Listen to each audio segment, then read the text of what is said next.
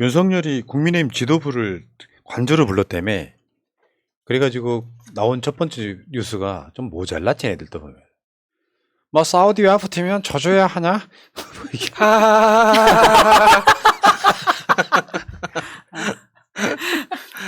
그런 것보다 윤석열이는 농담이 저질이에요. 진짜 저질이에요. 왜냐하면 지금 우리가 월드컵이 지금 바로 2차전이 코앞에 있고, 근데 빈살만 왔다 갔다 하는 거 하잖아요. 저건 뭐냐면 빈살만하고 뭐 사실 빈살만하고의 친분은 문 대통령이 훨씬 더 많았었잖아요. 그렇죠. 빈살만이 왔다 간 이야기에 화제에 빈살만에 대해서 어떻게 비위를 맞춰야 되나 같은 이야기예요. 맞아. 그러니까 나 빈살만이랑 친하다. 이걸 이제 간접적으로 이제 돌려 아니 우려먹는 친한 척. 거죠. 예. 그렇죠, 그렇죠. 아유, 근데 문 대통령은 빈살만의 존경을 받고 있는 거죠. 친하다고 하는 거. 그러니까 모자란다고 하는 게 그런 거라니까요. 빈살만 자체를 자랑하려다 보니까 저런 이야기를 꺼냄으로써 오히려 사우디나 이런 걸 더 욕먹이고 축구 대표팀의 사기까지 좀 이상해지는 거잖아요. 아니 윤석열 네가 뭔데 사우디한테 져줄 수도 없고. 사우디에서 그런 걸 요구하지도 않았을 뿐더러 이런 화법으로 이야기를 한다면 만약에 빈살만이 와이프 달라 그러면 안 줄 수도 없고라고 이야기를 할 수도 있는 거 아닙니까? 주고 싶겠지만 줬으면 좋겠는데. 아 요즘 여자들이 더해. 아 무서워 죽겠어 아주. 근데 이런 농담하는 것 자체가 지금 대통령 입에서 나올 말도 아니고 이걸 또 밖으로 공개하는 사람들도 문제인 거예요. 생각해 보면은 그 사우디 왕세자의 그 아내들 중에 박사학위 있는 사람은 없을 거 아닙니까? 그럴 수 있겠네요. 박사학위 소지 부인으로서 굉장히 좀 유망하지 않을까 싶네요. 아 그러니까 윤석열 자체의 그 뇌구조가요 대통령에는 부적합한 자라는 생각이 들어요. 그냥 자기가 국민의힘 지도부한테 사우디 왕세자인 빈살만하고 뭔가 이야기를 하고 싶으면 그 얘기만 하면 되거든요. 근데 이런 식의 농담을 하는 동네 어디 저기 대포집에 가면 앉아 계시는 동네 그냥 아저씨 다리 쩍 벌리고 앉아 있는 아저씨 딱 그 느낌이잖아요. 근데 생각해 보면 그러니까 이 자기들 친한 사람들끼리 모여가지고 그 조용히 이제 비공개 상태에서 밥 먹은 거잖아요. 그러면 그 밥 먹은 자리에서 어떤 농담이든 할 수 있죠. 동네 아저씨가 아니라 동네 할아버지 같은 농담도 할 수 있죠. 문제는 그 농담을 자랑 삼아 지금 그렇죠. 보도한 거 아닙니까? 대통령실에서. 이거 생각해 보니까 그게 더 이상하네요. 그게 그러니까 걔네들도 그런 의도였을 거예요. 예. 빈살만과의 만남을 성과로 이야기하고 싶었던 거기에 이제 이런 농담이 오갔다라고 얘기하는데 빈살만과의 성과는 싹 사라지고 사우디한테 축구를 져줄 수도 없고 같은 그러니까 빈살만을 그렇게 자랑하고 싶었나 본데 사우디가 진짜로 우리 저 16강 가고 진짜로 만나면 어떡해요? 져줘야지 그러면 어쩔 거야 이렇게 말했는데 대통령이. 아유, 아니, 그러니까 그 만찬 시간이 3시간 20분이라고 하더라고요. 그러면 술 마시는 사람들은 아시겠지만 한 3시간 20분 정도 술 마시면 멀쩡한 사람도 개가 되는 시간이거든요. 그러니까 술 마시고 그런 얘기를 했을 수도 있다라고 생각이 들지만 그럼에도 불구하고 정말 한 나라의 대통령으로서 그것도 여당 그 지도부들을 만나서 정말 할 얘기는 아니고요. 술김에 설사 그런 얘기를 했더라도 그런 걸 또 언론에서 빨아가지고 또 이런 얘기를 했다라는 것도 정말 전체적으로 네. 다 저질되는 분위기입니다. 그러니까요. 근데 윤석열만 그런 게 아니야. 국민의힘 비대위원장, 그러니까 지금 당대표 역할이죠. 이 사람의 페이스북도 보면은 아주 저질인 게, 가나 초콜릿을 저렇게 만들어가지고, 가나 오늘 밤 이렇게 찢어주마. 어우, 저 비읍시오, 진짜. 저는 저 사진을 보면서 어떤 생각을 했냐면 만약에 미국이나 일본한테는 절대 저런 짓을 못 하겠죠. 한일전 때 두고 봐야겠네. 그치? 일본은 뭘 찢을 수 있나요? 네. 아니, 그러니까 저번에 저 윤석열이가 선발노동을 아프리카나 하는 거라면서 이번에 네. 아프리카 정상, 케냐 정상하고 부인 만났잖아요. 그런 것처럼 저게 그냥 잘 싸워주길 바랍니다 하면 되지. 만약에 저런 상황을요, 이재명 대표나 문재인 대통령이 했다고 생각해 보세요. 소위 말하면 우리 수구 보수 언론 가만히 있겠어요? 난리 나죠. 혐오, 상대방에 대한 어떤 증오 이런 것들을 맞아요. 저런 식으로 표현합니까?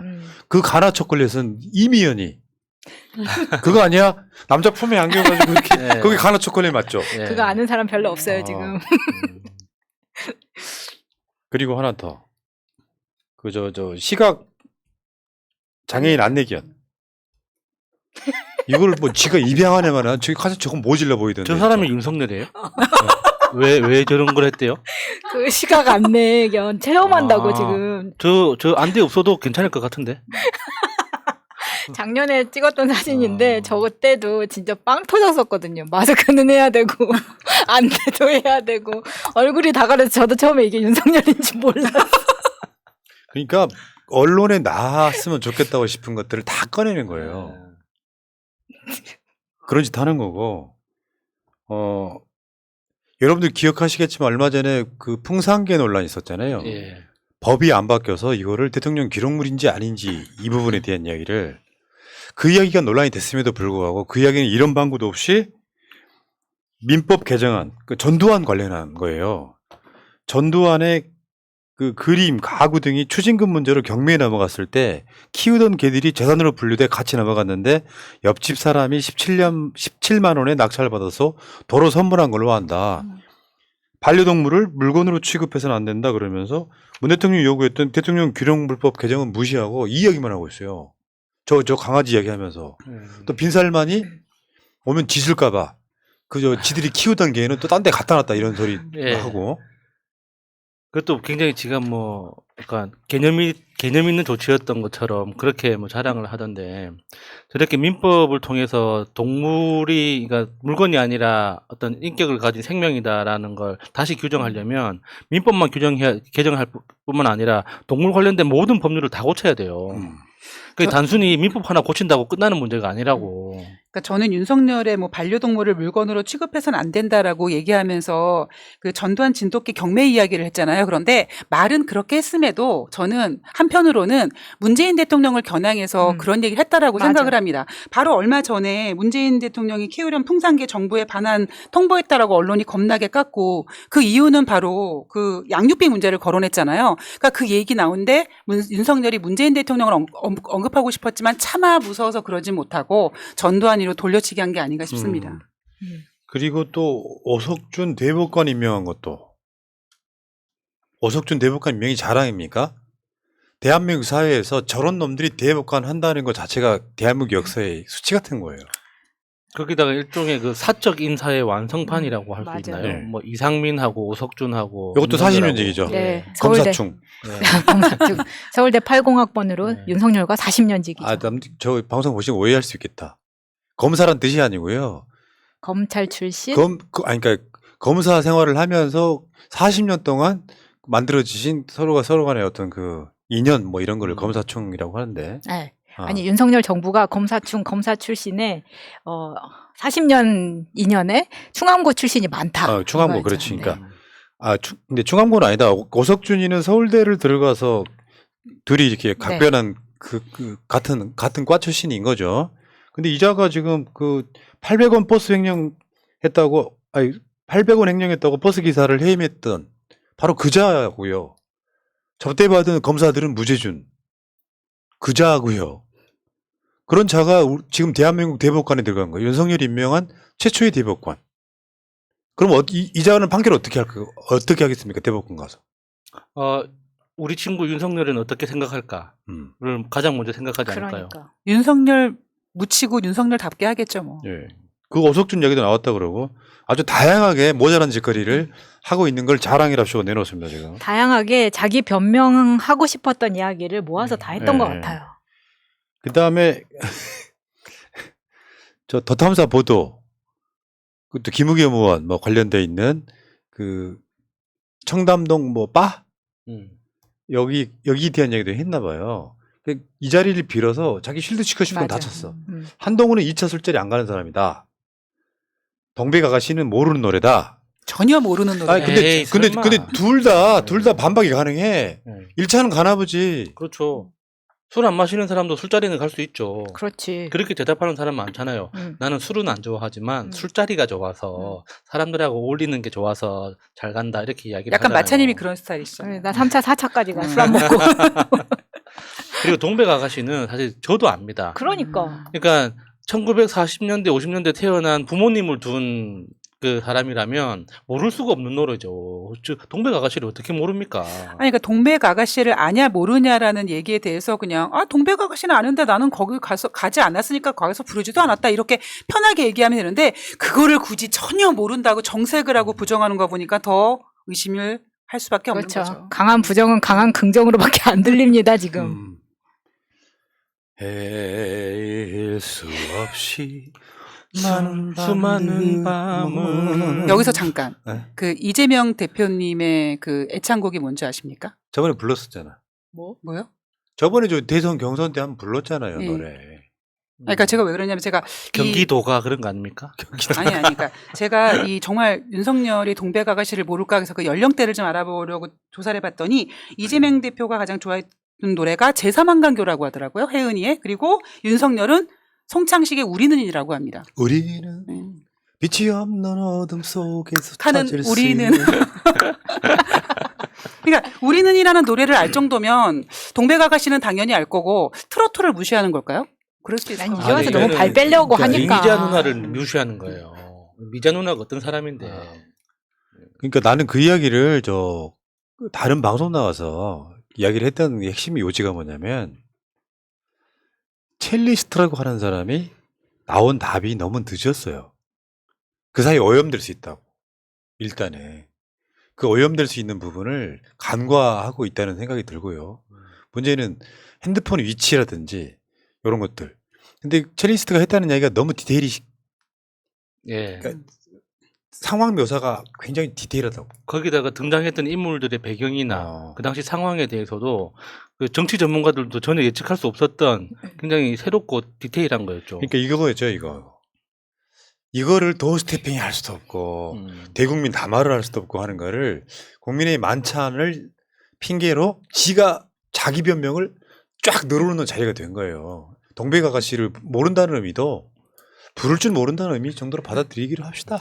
아니 그리고 여기서 동백 아가씨를 묘하게 화제를 몰고 가는데 사실은 갔냐 안 갔냐거든요. 근데 그렇죠. 동백 아가씨를 나는 아무도 모른다는 모른다. 거는 이것에 대한 대답이 아니에요. 이거 웃기는 거죠 지금. 그러니까 동백 아가씨를 사실 모를 수는 없죠. 정확히 말하면 난 동백 아가씨를 부를 줄 모른다는 어느 정도 맞는 말인데 네. 동백 아가씨는 범국민적 히트곡인데 어떻게 모릅니까? 눈물 젖은 두만강을 그 시절을 살지 않았다고 몰라요?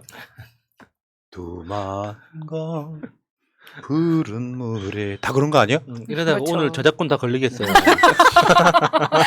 그리고 하나 더 그 이야기 하면서 뭐겠냐면 새벽 3시에 술자리 이야기잖아요. 네. 근데 지는 5시에 도어스태핑을 준비했다고. 아, 나 정말 너무 창피해. 아 정말 거짓말도 좀 아, 적당히 하자, 하세요, 야. 윤석열 씨. 입만 저- 열면 거짓말이야. 제가 저 기사 보고 진짜 대빵 터졌습니다, 진짜. 5시에 일어나서 조간신문 보고 도어스태핑 준비한다는데 준비하고도 그 다음에 도어스태핑이 왜 합니까? 그러니까 그걸 준비해서 한 도어 스태핑이었다는 거에 사람들이 2번 놀란 거예요. 아 진짜. 아유 연병하네 진짜. 그러니까 자기 스스로가 입만 열면 거짓말이라는 게 느껴져요. 그 윤석열 여러분들 자주 보셨던 장면 까치집 짓고 출근하는 거 네, 보셨잖아요. 술 먹고 그 지랄 하는데 누가 5시에 일어나가지고 5시에 일어나는데 머리를 그따위로 하고 나옵니까? 그러니까 그 차 타고 오는 동안 눈은 뜨고 있는지 궁금하잖아요. 댓글창에 신문 덮고 잤겠지. 신문 아유. 듣고 자려면 길에서 자야 되는데. 네. 이런 짓도 하고 있고요. 되게 유치하더라고요. 다음에 그 유인태 전 의원이 했던 윤석열이 이재명 인간 자체가 싫다고 말했던 거 사실 아니다. 그러니까 자기가 하고 싶었던 언론에 나온 논란들 다 알고 있는 거야. 근데 얘는 자기가 바빠서 잘 모른다는 이야기 했었잖아요. 그래요. 다 알고 있는 거야 지금. 그 검색에 윤석열 바빠서라고 검색해보잖아요. 네. 그러면 바빠서 토론회 못 가고 바빠서 신문 못 읽었고 바빠서 이런 이야기 몰랐고 이게 변명이 엄청 많거든요. 예전에 그 권성동이 문자 들켰을 때 있잖아요. 그 내부 총질을 하던 당 대표가 없어지니 그러니까 그때도 그 이야기 했었잖아요. 기자들이 그 논란 모르냐 그러니까는 국정 챙기느라 바빠서 신문 볼 시간이 없다. 그리고 대표적인 거 또 하나 있잖아요. 김건희가 바빠가지고 줄리할 시간이 없었다고. 아 그러네. 아 진짜 그냥 임기응변식 변명에 불과합니다. 참 유치하다. 다 알고 있으면서도 왜 이준석 뭐 징계 관련해서 물어보니까 뭐 바빠서 지금 국정 챙기느라 바빠서 신경 쓸 틈이 없다고 다 알고 있어 이 쫌생아. 아이고 참. 만찬 시간 대부분을 자기 변명에 쓴 윤석열이고요. 자, 윤석열 자체가 뭘 얼마나 준비하는지 모르겠지만 무식한 윤석열 잠깐만 보고 가겠습니다. 저것도 되게 재밌어요. 한번 봐봐요. 화면 자세히 보시면은 윤석열이 어디를 가나 무식이태가는 사람이잖아요. 이게 그러니까 미사일의 일종인가? 조금 더 윤석열답게 해주세요. 예, 그러니까 미사일의 일종인가? 폭탄의 일종입니다. 아, 유도 폭탄. 폭탄의 일종입니다. 미사일이라는 게 유도탄 아닙니까? 이게 그 논리 있잖아요. 그 도박도 크게 보면 게임이다. 그 논리 있잖아요. 모든 미사일은 폭탄이 탑재되어 있지. 미사일에 그 로켓이 없으면 그 폭탄이 없으면 그 로켓이 되잖아요. 달로 가는. 근데 그 로켓에다가 폭탄을 실으면 미사일이 되는 거고. 그러니까 모든 미사일은 폭탄 원론적으로는 맞아요. 진짜 이 장면을 보고 되게 무서워졌어요. 아, 이거 진짜 무섭다 이거는. 그러니까 그리고 옆에서 그 유도 폭탄입니다 대답했던 그 군인이 있죠. 조만간에 처벌될 거라고 저는 생각합니다. 이게 일종의 말꼬리 잡은 거거든. 압수수색 당한 이거 일종의 폭탄 아닙니까? 그러면은 네 맞습니다. 폭탄입니다라고 이야기를 해줘야지. 유도 폭탄입니다 해버리면은 그러면 내가 틀렸다는 거야? 너 지금 나한테 가르치는 거야? 이렇게 되는 거거든요. 폭탄의 일종입니다. 두 번 이야기하잖아요. 폭탄의 일종입니다. 네. 근데 이제 그 약간 그 속내가 뭐냐면 못 알아듣니 폭탄의 일종이라고 이렇게. 근데요, 우리가 군대 있을 때 포를 쏴본 사람들은 알 거예요. 포는 뭐 관측병이 있고 뭐 여러 가지 역할을 하는 사람들이 있어갖고 각도를 재가지고 여기서 쏴서 날려요. 근데 대부분 안 맞죠. 원래 잘 안 맞아요. 포는. 근데 미사일은 특성상 저기를 맞추겠다고 쏘는 게 아니고요. 유도탄이라는 개념은 미사일이 날아가면서 거기에 맞추는 거예요. 미사일의 일종의 인공지능이 있는 거예요. 그렇게 보시면 됩니다. 일단 쏘놓으면 지가 알아서 날아간다. 다만 사거리가 되냐 안 되냐 이런 거예요. 자, 어쨌든 알고는 그러니까 아는 척은 하고 싶은데 잘 안 되는 사람. 아, 나 진짜 그런 캐릭터 제일 싫어요. 모르면 모르는 대로 내가 흡수해가지고 받아들이면 되는데 어디 가면 지가 먼저 아는 척을 먼저 한다는 게 난 진짜 꼴보기 싫어. 그러니까 시간만 있으면 설명을 충분히 하고 싶은데 그 베르니케 실어증이라는 그 뇌과학 그 증상이 있어요. 그 전형적인 게 말은 굉장히 많은데 말을 듣는 사람도 무슨 말인지 못 알아듣고 말을 하는 사람도 무슨 말인지 몰라요. 그런 증세가 있습니다. 아, 그런 게 있어요? 예, 예. 심각한 이렇게 알코올 중독 그 후유증 중에 하나로 나타나는 증상이죠. 자, 조금 더 여기 가보면 시간 빨리 가네. 우리 방송 3시간 할까? 의제가 너무 많아 할게 지금. 근데요, 윤석열이가 25일 날 그 국민의힘 지도부랑 만찬했잖아요. 24일 날은 윤핵관을 먼저 불렀어. 하루 전에는. 맨날 술이야. 맨날 술이야. 그거는 이별 때문에 마시는 술이고. 국힘 지도부 만찬이 원래 첫 만찬이라고 했었거든요. 그 일정이 잡히고 난 다음에 급하게 자기 친한 사람들끼리만 딱 모여가지고 부부동반으로 이걸 먼저 빡 친 거예요. 그러니까 윤핵관들한테 확실한 신호를 주는 거죠. 윤핵관뿐만 아니라 국민의힘 전체에 진짜 윤핵관이 누군지 여기서 일단 가르마를 타겠다. 이제 나머지는 희망자로 이제 대기해라. 이제 이런 메시지 아니겠습니까? 가르마를 타겠다. 이야, 훌륭해. 권성동, 장제원, 이철규, 윤한홍. 요거 이제 윤핵관 인증. 그리고 이번에 그 만찬에서도 또 일화 중에 맥주 마신이라고 나와. 맥주를 먹는데 마른 안주로 땅콩 나오더라. 이게 뉴스가 되냐? 아, 짜증나 진짜. 그러면 다음날 출사하는데. 안 되는데. 그러니까 24일 날 윤핵관하고 술 먹고 25일 날 국힘 지도부랑 술 먹고 27일 날은 또 누가는 날마다 술 먹는 거죠. 그리고 새벽 5시에 일어나요? 5시 잔 다음에 해야겠다. 5시에 자려고 도어 스태핑 없앤 거죠. 글쎄요. 저는 지금까지 살면서 한 나라의 대통령이 이렇게 술 마신다라는 이야기를 이렇게 매일같이 듣는 거 거의 없을 국제적으로 없을 것 같습니다, 진짜. 아니, 그리고 만약에 이렇게 윤한홍, 권성동 이렇게 포함해서 부부동반으로 만찬을 가졌다면 다 입 다물고 있어야 되는 게 대통령 도와주는 건데 이 중에서 한 명이 나 여기 갔다 왔어라고 입이 너무 간지러웠던 거예요. 그 누굴까요, 그게? 가장 유력한 사람은 저는 권성동이라고 보는 겁니다. 아, 역시 지난번에 체리 따봉으로 네. 걸렸던 자랑하고 싶어 미치는 거고. 그러니까요. 나 대통령 관저에 초대받았다. 술도 먹었다. 부부동반이었다. 부럽지. 와 때릴 뻔했다. 그리고 이 자리에서 차기 이제 당대표 같은 이야기를 나눴다고 하는데 네, 저는 네. 이거 진짜 심각하다고 보거든요. 대통령이 당권에 대해서 뭐 이렇게 당에 대해서 뭐 신경 안 쓰겠다라고 계속 거짓말을 하지만 굉장히 깊숙하게 영향력을 끼치고 싶어 한다고 볼 수 있다고 봅니다. 입만 열면 거짓말이야. 자, 왜 야당은 안 만납니까? 민주당은 왜 안 만납니까? 그게 되게 열받아요. 인간 자체가 싫다잖아요. 어. 아니 그런 걸 떠나서 저는 너무 좀 화가 나는 게 뭐냐면 대통령 관저가 윤석열 게 아니라 나라 거잖아요. 그러면 그 관저라는 곳은 여당도 만나고 야당도 만나서 정치에 대한 이야기를 해야 되는 거 아니겠습니까? 그런데 자기 사적인 자리로 계속 지금 관저를 이용하고 있잖아요. 그러니까 이게 대통령이라고 하더라도 사적인 생활이 없을 수는 없는 거기 때문에 자기하고 친한 정치인을 불러서 이렇게 뭐 저녁 먹을 수 있는 거는 가능하다고 봅니다. 그런데 그 안에서 그러니까는 뭐 자기 당 걱정도 할 수 있고 어떤 특정한 정치인 비난할 수도 있고 그러니까 그 친한 사람들끼리 모이는데 무슨 이야기를 못 합니까?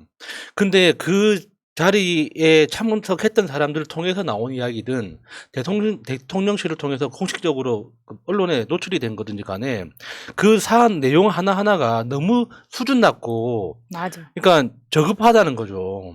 그러니까 당에 대해서도 언급 자체를 안 하면 되는 거예요. 네. 자기들끼리 모여서 이준석 욕할 수도 있고 지금 현재 뭐 이렇게 비대위원들 뭐 욕할 수도 있죠.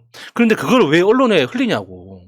그게 그 악랄한 거죠. 아니 이런 측면도 있죠. 그것도 있겠지만 기본적으로 여당 지도부랑 만나면 여당을 단합시킨 효과가 있죠. 그런 측면이 있다고. 그럼 뭐요? 야당도 만나야죠. 국민들 전체 입장에서 보면 윤석열이 정치를 잘하려고 민주당도 만나고 정의당도 만나고 만나는구나. 뭐 이렇게 이야기를 그런 태도를 보여주는 게 아니라 나는 우리 편과만 만날 거야. 그 자체가 대통령 자격이 없다는 뜻이고요. 윤석열이 지금 취임한 지 200일이 지났어. 시간 진짜 빠르네요. 이제 임기 반환점 돌고 이제 임기 말로 향해 가고 있습니다. 200일 지났는데 야당 대표를 한 번을 안 만나는 것 자체가 윤석열 인간 자체의 옹졸함을 그대로 보여주는 거예요. 예를 들어서 국민의힘이 의석이 150석이 넘고 윤석열이 대통령이라고 해도 이런 짓거리 하면은 독재란 소리 있습니다. 근데 대부분의 법은 지가 시행령으로 다 할 것이 아니면 국회 협조가 없이는 모든 게 다 불가능해요. 예산안 통과부터 시작해가지고. 근데 야당, 특히 민주당 지도부를 한 번도 아직까지 안 만난 사례가 대한민국 역사가 생긴 일이 처음이에요. 취임하고 나서 야당 지도부를 안 만난 사례가 처음이라고요. 이런 대통령 보셨어요? 대통령 자격이 없는 자가 지금 저 자리에 떡하니 앉아있는다고 저는 보고 윤석열이 뭐라 그랬습니까? 그 취임하고 나서 나중에 뭐 얘기하면서 협치하겠다 그랬잖아요. 네. 말로는 협치라고 해.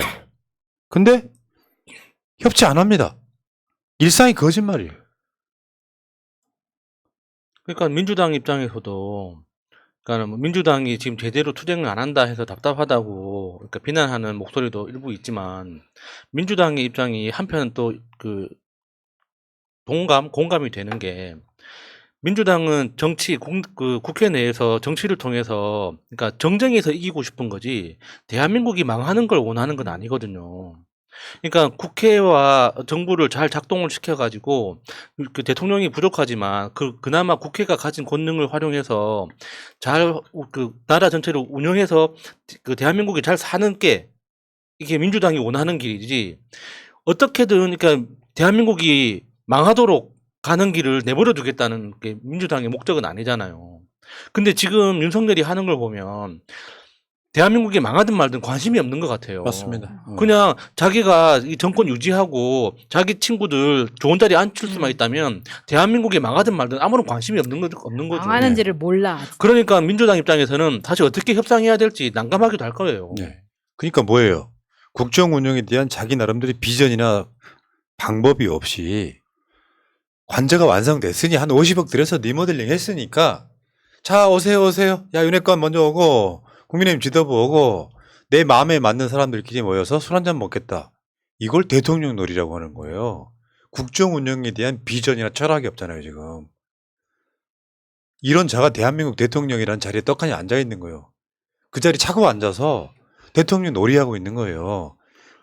아니 그렇잖아요. 싫은 사람도 만나야 되는 게 정치의 영역이에요. 그게 좀 더 심하게 말하면 싫은 사람, 나를 싫어하는 사람을 가장 먼저 만나 설득하는 게 정치라고. 네. 근데 이재명을 비롯한 민주당 지도부는 아예 안 만나. 이게 대통령이 할 짓이냐고요. 모자란 소리고 민주당 협조 없이는 국정운영 불가능해요. 민주당 더 세게 나가도 됩니다. 지금 윤석열 뭐 싫어하는 사람이 최소 60% 이상 되는 나라에서 민주당이 윤석열한테 끌려가면 민주당 욕먹어요. 마치 180석으로 아무것도 못했던 이낙연 체제랑 똑같이 되면 안 되는 거예요. 윤석열의 폭정을 막아내는 게 현재 민주당의 역할이다. 네.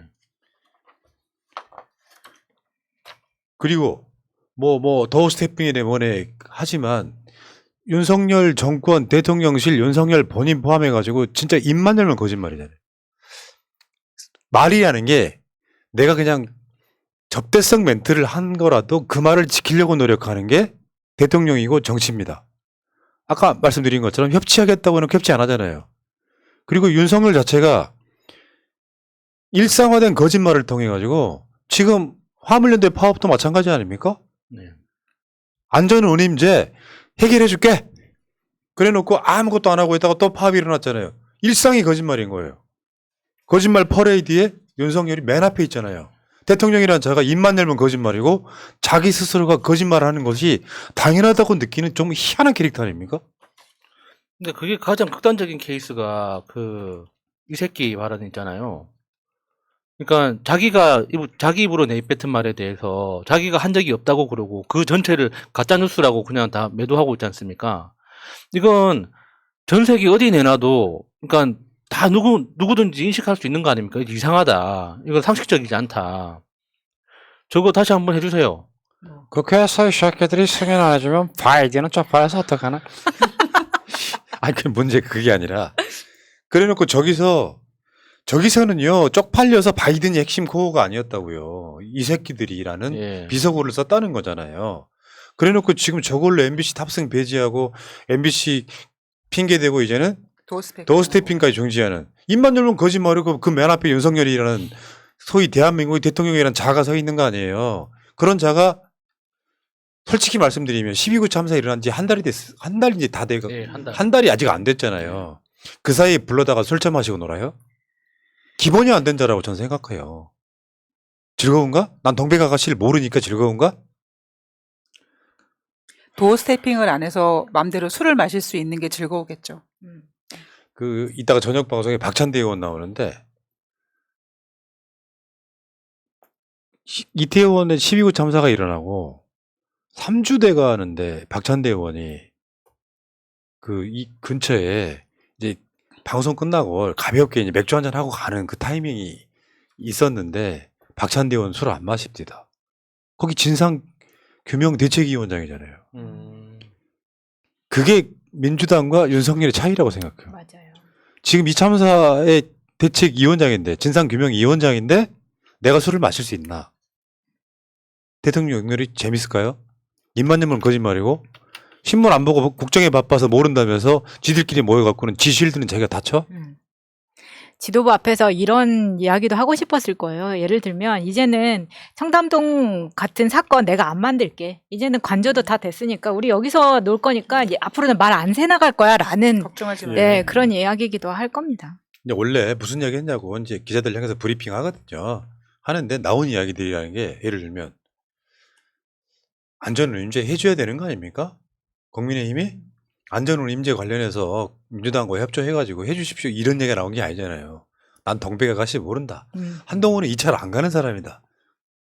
새벽 3시가 1차였나 보지. 원래는 이 관저에서 첫 지금 만찬이잖아요. 그래서 모두 발언 등을 위해서 기자들이 다 대기를 하고 있었다는 거예요. 근데 그날이 금요일 저녁이었고 뭐 추미애 장관한테 하는 것처럼 퇴근 전에 불러서 짜증내는 기자들이 그날따라 조용히 불러주기를 기다리고 있었는데 만찬이 시작하고 1시간 후에 오늘 더 이상 취재하실 수 없다라고 돌려보냈다는 겁니다. 그래서 그러면 기자들이 화장 친 거예요?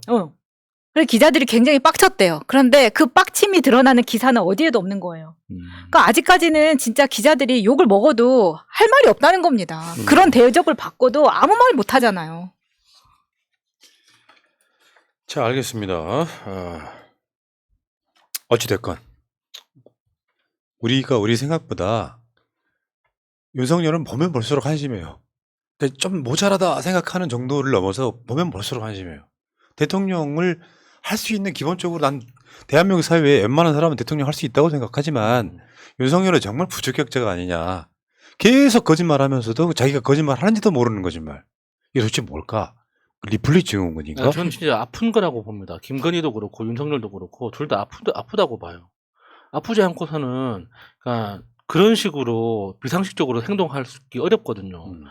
김건희가 누군가를 이렇게 뭐 추앙하고 이렇게 흉내내고 싶은 마음은 있겠죠. 근데 정상적인 성인이라면 자기 버전으로 한단 말이에요. 처음부터 끝까지 완벽하게 따라하는 건 아니에요. 그거는 아이들이나 하는 거예요.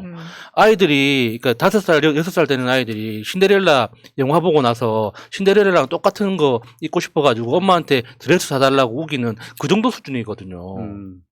근데 정상적으로 성장한 어른이라면 자기 버전, 자기 이야기 위해서 자기 버전으로 흉내내는 거지 그런 식으로 하진 않거든요. 저는 제가 일찍이 윤석열 정치권 나왔을 때 분류했던 거는 사이코패스 성향이에요. 사이코패스 성향이 3%의 사람들한테는 그냥 갖고 태어난다고 하더라고요. 그러면서 사이코패스 성향으로 발전하는 경우는 어렸을 때 부모에게 학대받으면 딱 정확해. 근데 저는 좀 반대 의견이 사이코패스의 공통점이 다들 지능이 굉장히 높습니다. 뭐? 그럼 아닌가? 네, 사이코패스는 그 낮은 지능으로는 절대 못해요. 지능이 굉장히 높아야지 사이코패스로 포함해지는 거죠. 내 사이코패스설을 무력화시켜버려요. 그러니까 뭐 윤석열이나 김건희나 야수님 이야기대로 아프다 그러면 사실 마음 한구석에 요만큼 약간 좀 불쌍하다라는 생각이 들긴 하는데 그런 커플이 동네에 그냥 사는 아저씨, 동네 아저씨 아줌마면 그냥 그러려니 하는데 국가를 이끌어야 되는 지도자가 그런 커플이라면 사실 정말 걱정되죠. 예, 그리고 맞습니다. 진행되는 상황도 마찬가지고. 댓글에 답이 있어요. 세계 최초 저지능 사이코패스. 인정합니다. 사이코패스나 소시오패스나 네. 누구나 다 똑같이요. 타인에 대한 공감 능력이 거의 없는 자들이거든요. 예. 얘가 지금 그런 걸 보여주고 있잖아요. 자, 알겠습니다. 여기까지 일단 하시고.